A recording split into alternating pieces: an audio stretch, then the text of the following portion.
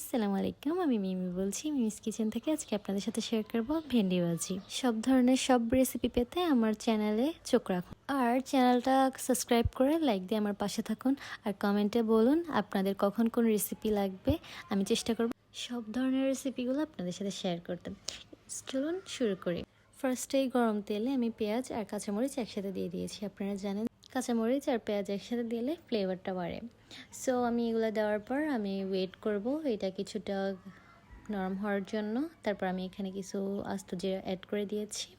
তারপর খুন্তির সাহায্যে সবগুলো ইনগ্রিডিয়েন্টস মিশিয়ে নেব। তারপর এখানে একটু লবণ অ্যাড করে দেব। তারপর একটু নাড়িয়ে চাড়িয়ে দেব।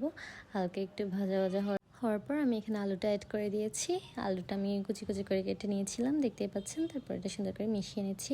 আর আপনারা দেখতেই পাচ্ছেন আমি অনেক কম পরিমাণ তেল ইউজ করেছি।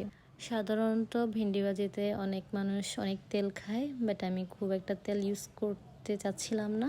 আমি খাবারটা হেলদি রাখার চেষ্টা করছিলাম। তো পর আমি একটু হলুদ অ্যাড করে দিয়ে আবার মিশিয়ে নিচ্ছি। তারপর এখানে আমি অ্যাড করে দিব ভেন্ডি অ্যাড করে আমি সুন্দর করে এটা মিক্স করে নিব।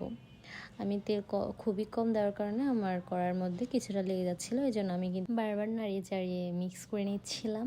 আর এরকম তেল কম দিয়ে করলে আপনারা কিন্তু বারবার নাড়িয়ে চাড়িয়ে দিবেন, না হলে নিচে লেগে যেতে পারে। দেখতে পাচ্ছেন আমি বারবার একটু মিশিয়ে নিচ্ছি।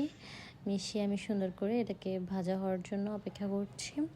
এভাবে করে আমি কিন্তু কিছুক্ষণ পর পরই নাড়বো, কারণ না হলে এটা লেগে যাওয়ার সম্ভাবনা অনেক বেশি, কারণ এখানে তেল অনেক কম ইউজ করেছি। সাধারণত তেল অনেক বেশি ইউজ করলে এটা লাগে না।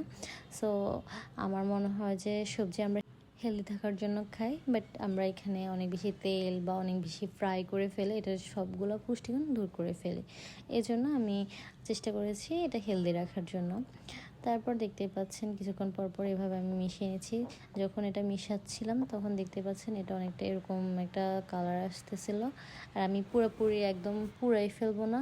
এটা আমার মা দাদিদের দেখেছিলাম এই ভেন্ডিটাকে ওনারা অনেক বেশি ভাজা ভাজা করে ফেলে, বাট আমি অতটা ভাজা ভাজা করবো না, বাট কুক করব, কিন্তু আমি এটাকে পুরোপুরি ফুরিয়ে ফেলবো না। তো দেখতেই পাচ্ছেন এটার কালারটা কিন্তু এরকমই থাকবে। আমার কুক হওয়ার পরও একটু চেঞ্জ হবে, বাট এরকমই থাকবে। আমি দেখতেই পাচ্ছেন খুন্তির সাহায্যে কিন্তু বারবার নাড়িয়ে চাড়িয়ে নিচ্ছিলাম।